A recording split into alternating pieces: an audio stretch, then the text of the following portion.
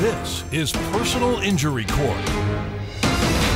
This is the matter of Gray versus Henderson. Mrs. Gray, I understand that you are here suing Mr. Henderson for a pretty bad nose injury that you sustained while at his haunted house.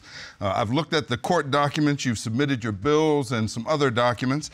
It's my understanding that you are suing for $38,000 in medical bills, $8,000 in lost wages, and $50,000 for pain and suffering, for a total of $96,000. Now, Mr. Henderson, it's my understanding that you say she was there to be scared, not your fault. This is her doing. Well, let's get into the legal sauce. Now, Miss Gray, tell me how we got here. My best friend and I have been best friends for since third grade. Since third grade, yes. So y'all even look at each other with love. Yes. Everyone knows that where Janine is, Heather will be too.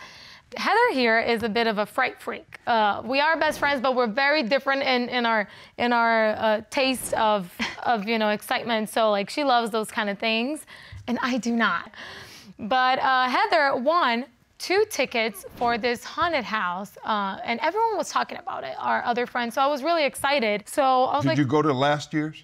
I did not. I've never been. So you really didn't know what to expect? Yeah, not at all, because, I always skip it. So I decided to go, and we planned, and I was actually really excited. Now, Mr. Henderson, how long you been running this haunted house? Your Honor, we've been in business for over 17 years now. And what's the goal? We're all about the experience. We want every person that crosses our threshold to feel like they just come to an event. So we lay it on thick. We hire the best costumed actors to portray our characters. 17 years, we've never had an issue. Tell me this. Most of the haunted houses I've been to are these kind of warehouses that they rent for a couple days around Halloween, and you go in there and people scare the hell out of you. Was it that kind of thing? Dark and, creepy? Yes, it was very dark. There were a lot of attractions. They did put a lot of effort into it. Okay. Well, it harkens me back, because I've got 3 sons. I used to take them there. I was always worried about them getting away from me, because they were certainly going to get scared. Right. But it was always very dark. Yes, a lot of strobing lights and then loud noises, scary noises. I see Mr. Henderson nodding. That's really the atmosphere. Yeah. I mean, you come to a haunted house to be frightened. I mean, that's the whole intent and purpose of a haunted house. And you knew that, right? Yes. You knew you were going to be scared. Yeah, so I definitely knew I was going to be scared. So I get ready. We get there. She shows the free VIP tickets. Why VIP? What did that allow you to do that the regular folks don't get to do? They took us through a separate entrance, which was great. Were you excited? Yes, I was excited. Was Heather excited? Of course I was. How long had you been inside before the bad stuff happened? Probably about 10 minutes, taking our time, going through the different rooms and attractions. And so we get... And you had been scared, right? You've been in there a while, things are jumping out at you. And... Yes. So what happened? So we get into this hallway, and it was very, very dark, and we get separated. We lose each other, and that's when everything changed. Did getting separated from Heather add to you being insecure in this place? Yes, absolutely. I was only there in the first place because of her and for her. So I'm looking for Heather. I am overwhelmed, freaking out right now. Then to make everything worse, a chainsaw guy jumps in front of me with his chainsaw, and it's loud, and he's coming at me. Scared the hell out of you. Scared the hell out of me, Your Honor. And my reaction was to back up. And then I feel something on my shoulder. What did you feel? There are hands, hairy hands. Okay. Look back. It's a werewolf character, huge werewolf character, touching me, and I immediately freak out and run. That's the... Did you know where you were running to? No idea. I couldn't even see. It was pitch black. You're just running away from the werewolf. Of course, I was running away. I wanted to get away from him. And so you start running, then what happened? So I run, and as soon as I start running, I hit a brick wall. Now you can see from the size of my nose and playing football in college, I've broken that nose a couple times, so I'm feeling those days. What were you feeling when you hit that wall? Immediate shock and a lot of pain. You broke your nose, I'm sure you understand, Your Honor. It's a very painful situation, a lot of blood. This looks like it hurts today. Yes, it does. blood everywhere. I'm very dizzy from the concussion. Okay. And I'm just distraught at this point. Now, Mr. Henderson, do you remember when this incident happened? Yes, Your Honor, I do. Take me to that night.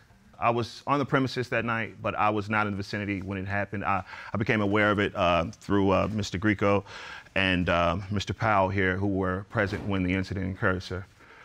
Okay. And, well, you know, I just got to say this. Ms. Gray knew what she was getting into, Your Honor. She knew she was going to be scared, right? Yes, yes. I mean, you're not saying that she would know she's going to have a broken nose at the end of the day, right? No, I Your hope Honor, not. no. But what I am asserting is that this broken nose is due to her own negligence. She knew what she was getting into. Excuse me? You still got a little bit of the black eyes and this bandage. Yes, so what happened was they tried to fix it. This is you right here? Yes. Now, how fresh is this? Is this that day or the next day or something? I believe that's the next day. Yes, the next I see morning. they've actually got packing in your nose. Yes, they were trying to fix it without having to do surgery. That didn't work out very well, so I had to go ahead and get a nose job. Everything started to fall apart in my life after that. How does a nose and black eyes like you have affect you as a bartender? My face paid my bills, right? I need to look good. Mine too. Right? Now, Mr. Henderson, let me understand. You keep saying this is not my fault. She was negligent. Why is this not your fault? She goes for a day of excitement and fun with her friend, right, to add to their memories, and she leaves with a different face. Two reasons. First reason is that in 17 years, we've had 500,000 people come through, over 500,000. Okay. Not a single person has been injured. You got lucky. And the second thing, and the most important thing, is that she got these tickets from a radio ad that, in this radio ad, they actually clearly state that this is a frightening experience. Matter of fact, the catchphrase is in there, prepare to be scared. You've submitted that ad to the court, right? Yes. Let's hear it. Experience your worst nightmare. Prepare to be scared as you enter the portal of darkness and paranoia. Prepare to be scared.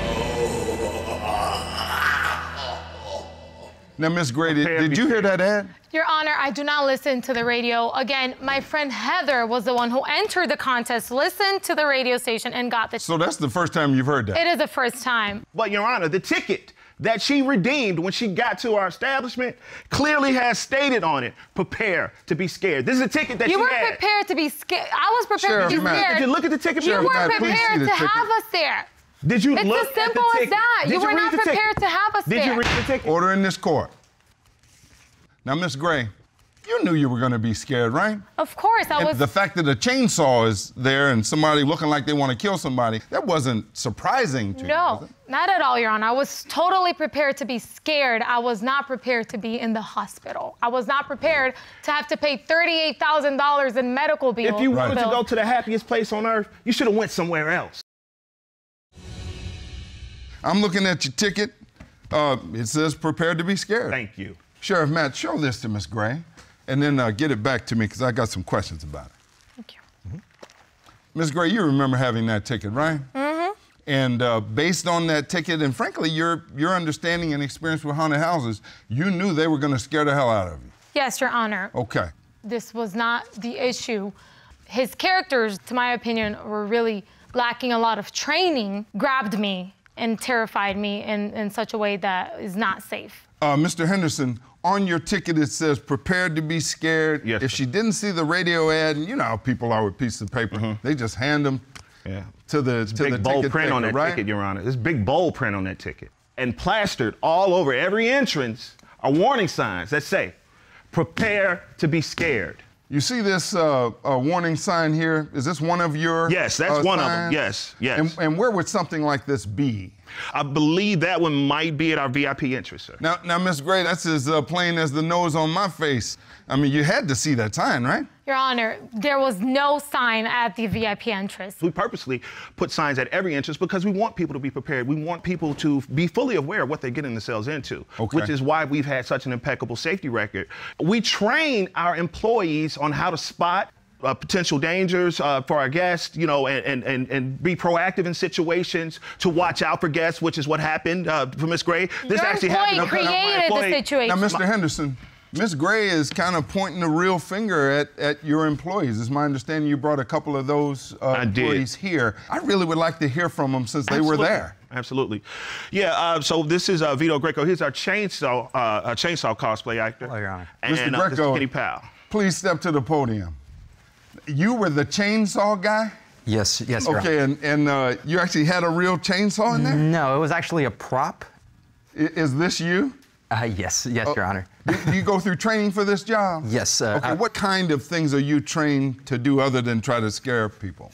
Besides scaring people, just trying to spot dangers, to see if people are actually too frightened, where they get themselves trip, fall, anything along those lines. Now, if somebody looks like they're too frightened, are you trained to kind of back off? Yeah, just break character and not scare them. Sorry, Your Honor, he did not. When you're doing your thing, is that chainsaw on? Does it do? Actually, I brought it with me if you'd like to take a look. Pick it up for me. Yeah, it's this one, and it makes noises.